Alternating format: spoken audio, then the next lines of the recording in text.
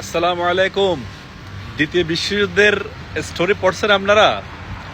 Adolf Hitler যখন একটার পর একটা দেশ দখল করতেছিল এবং গিলতে গিলতে জোরপূর্বক পুরো ইউরোপকে গিলে ফেলছিল, তখন সে মনে করতেছিল আমি সব পারবো, আমি সব পারি। তখন সে প্রথম ভুল যেটা করছে সেটা হচ্ছে কি, সে ব্রিটেনকে হামলা করে বসলো। ওখান থেকে একটা ধাক্কা খাইছে, তারপরে সে শিক্ষা হয় নাই। এরপরে সে মনে করতেছে আমি সব পারবো, অথচ সে পুরো ইউরোপ গিলে ফেলছে। ফ্রান্স একটা অনেক শক্তিশালী একটা দেশ, ফ্রান্সের মতো শক্তিশালী দেশকে পর্যন্ত সে গিলে ফেলছে। আচ্ছা ঠিক আছে, তারপর সে সেকেন্ড যে ভুলটা করছে সেটা হচ্ছে সে সোভিয়েত ইউনিয়নের মতো পরাশক্তিকে হামলা করে বসলো। অবশেষে আপনারা সবাই জানেন হিটলারের পতন হয়েছে।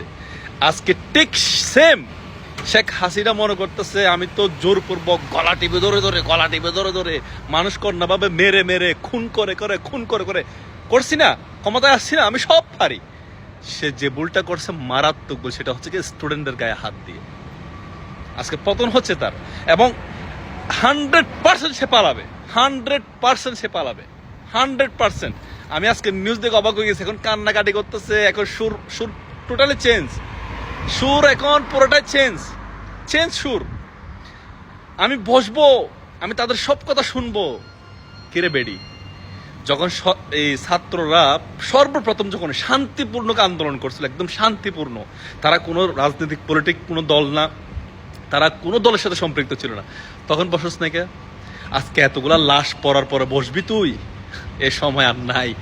এতদিন স্লোগান ছিল আমাদের দাবি মেনে নাও, এখন স্লোগান হয়ে গেছে তুমি সরো, চেয়ার থেকে সরো, এবং তোমাকে আন্তর্জাতিক মামলার মধ্যে তোমাকে আসামি করে তোমার বাপের ছাই তারা ডাবল শাস্তি দিয়ে তোমাকে দুনিয়ার থেকে বিদায় করা হবে।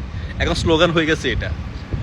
তা আল্লাহ ছাড় দেয়, কাউকে ছেড়ে দেয় না। এটা শুধু আওয়ামী লীগের জন্য না, আওয়ামী লীগের পরে যে নেক্সট ক্ষমতায় আসবে তার জন্য এটা একটা শিক্ষা হয়ে থাকবে।